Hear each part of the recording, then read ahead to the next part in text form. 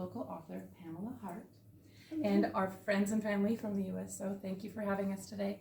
It's a special holiday treat. We're going to have Pamela read an excerpt from her novel, Beauty from Ashes. It is the first in a trilogy, and it is available for checkout at the Ederle Library. Stop by and we'll put it on hold since someone is already reading it. Today, she's going to read us an excerpt. Acadia thought about her options.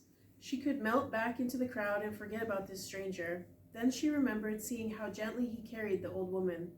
Acadia felt an indescribable longing in the depths of her marrow. She had to know more about this strange man. If that made her crazy too, so be it. Maybe he wouldn't even remember her. Acadia planted herself in front of him, hands on her hips. Ahem. She coughed loudly. Arnian's eyes brightened. Oh, it's you again.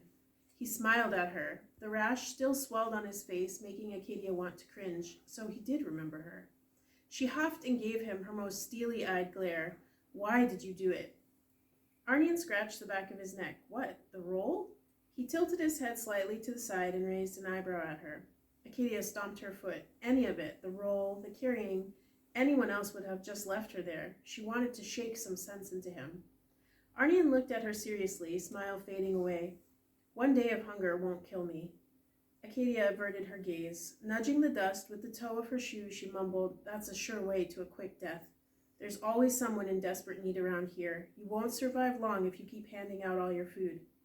Her arms fell to her sides, and she nibbled her bottom lip. Before she could think about it further, she reached into her pocket, drew out her roll, and broke it in half.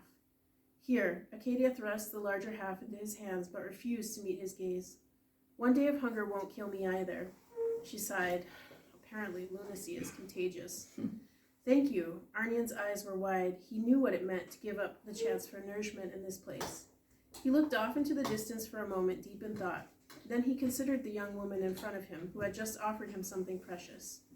Resolution settled over his face. Hold out your half. What? Now you want the rest? Acadia scoffed.